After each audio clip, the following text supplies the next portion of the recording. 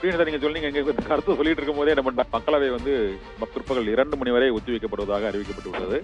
மாநிலங்களவையிலும் இப்போது அந்த அமளி தொடர்ந்து நடைபெற்றுக் கொண்டிருக்கிறது. மாநிலங்களவையும் சற்று நேரத்தில் ஒத்திவைக்கப்படும் என தெரிகிறது. பிரதமர் நரேந்திர மோடி நாடாளுமன்ற வளாகத்தில் உள்துறை அமைச்சர் அமித்ஷா மற்றும் பாதுகாப்புத்துறை அமைச்சர் ராஜ்நாத் சிங் உள்ளிட்ட முக்கிய துறை அமைச்சர்களுடன் இப்போது ஆலோசனை நடத்தி வருகிறார். ஒருவேளை அவர் இன்று பிற்பகலிலாவது அந்த பதிலை அளிக்கலாம் என எதிர்பார்க்கப்படுகிறது. ஏனென்றால் நாடாளுமன்றம் மக்களவை ஒத்திவைக்கப்பட்டு விட்டது. இப்போது நமக்கு ஏற்கனவே அந்த 2000 நீங்கள் கூறினீர்கள் 2001 இதே டிசம்பர் 13 ஒரு தாக்குதல் நடைபெற்று 12 பேர் உயிரிழந்தார்கள். மேலும் பலர் அதில் தாக்குதலில் காயமடைந்தார்கள். நாடு முழுவதும் ஒரு மிகப்பெரிய அச்சுறுத்தல் ஏற்பட்டது. துப்பாக்கிகளை ஏந்தியவாறு அவர்கள் வேறு விதமான கோரிக்கைகளோடு நாட்டுக்கு பாதுகாப்புக்கு அச்சுறுத்தும் வகையில் வந்தார்கள்.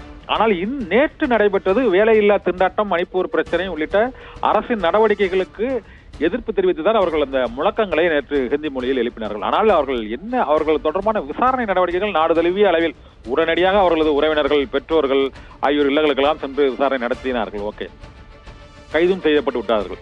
இன்று அது தொடர்பாக மத்திய அரசு தரப்பில் ஒரு விரிவான ஒரு அறிக்கை, இது ஒரு அரசுக்குரிய எதிர்ப்பு தெரிவிக்க அவர்கள் முயற்சி செய்திருக்கிறார்கள். அவர் இந்த வேலையில்லா பட்டதாரிகள் மற்றும் மாணவர்கள், இளைஞர்களுக்கு ஏற்கனவே அரசு மற்றும் இந்த அமைப்புகள் மீது அவர்களுக்கு உள்ள ஒரு கோபம், ஒரு அரசீற்றத்தின் காரணமாக இந்த செயலை அவர்கள் செய்திருப்பதாக அந்த நடவடிக்கையிலேயே காண முடிகிறது. ஏனென்றால் ஒரு நீலமன்ற பெண் வெளியில் இருந்தவாறு ஒரு முழக்கங்களை எழுகிறார். எங்களுக்கு வேலை இல்லை, வேலை கொடு, சர்வாதிகாரம் ஒழிக, இந்த பிரச்சனைகளுக்கு பதில் கொடுங்க. அந்த இந்தி மொழியில அவங்க எழுப்பினதுக்கு ஒவ்வொருத்தரும் ஒரு அர்த்தத்தை வேற சொல்றாங்க. அந்த எம்பிக்கள், நமக்கு தமிழ்நாட்டில இருந்து போன எம்பிக்களே பல்வேறு இந்த காட்சிகளை பார்த்து அவங்க வேற எதுவும் பண்ணலனாங்க. அவங்க வேற அடிவேற வாங்கியிருக்காங்க. அந்த எம்பிக்கள் எல்லாம் பிடிச்சி அதில் ஒருத்தரை சாகருங்கிறவரை கடுமையா தாக்கியிருக்காங்க.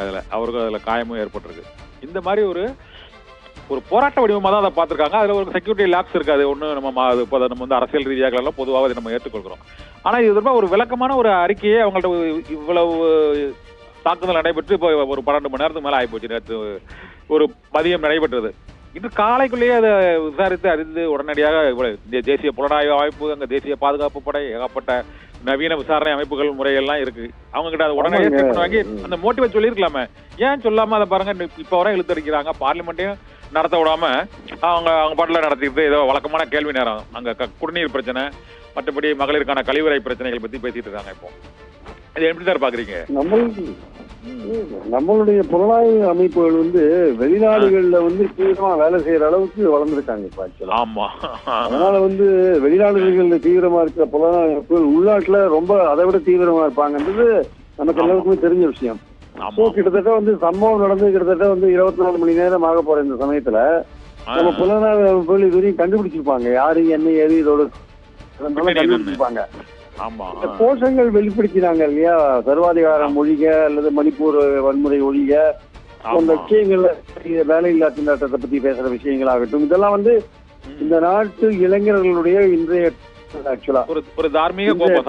அதை வெளிப்படுத்திய விதம் அதை கண்டிக்கத்தக்கது. அது பார்லிமெண்ட்ல போயிட்டு இது மாதிரி எல்லாம் வெளிப்படுத்தக்கூடாது.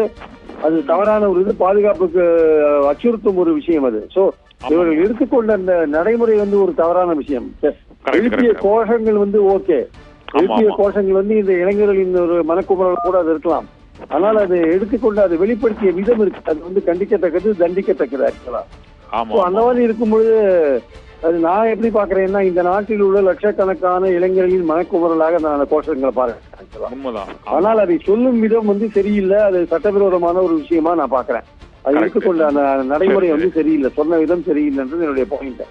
எதுவாக இருந்தாலுமே அது உண்மையிலேயே அந்த கோஷத்துக்காக தான் அவங்க அந்த நோக்கத்தை அடிப்படையாக வைத்துக் கொண்டுதான் உள்ளே போனார்களா அல்லது அவர்களுக்கு வேறு ஏதாவது நோக்கங்கள் இருந்ததா?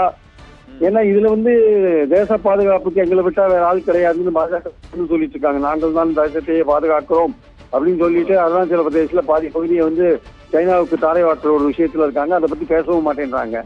இன்னொரு பக்கம் இவர்கள் ஆட்சியில் தான் புல்வாமா பத்திரம் பண்ற விஷயங்கள்லாம் நடந்தது நம்ம பாக்குறோம்.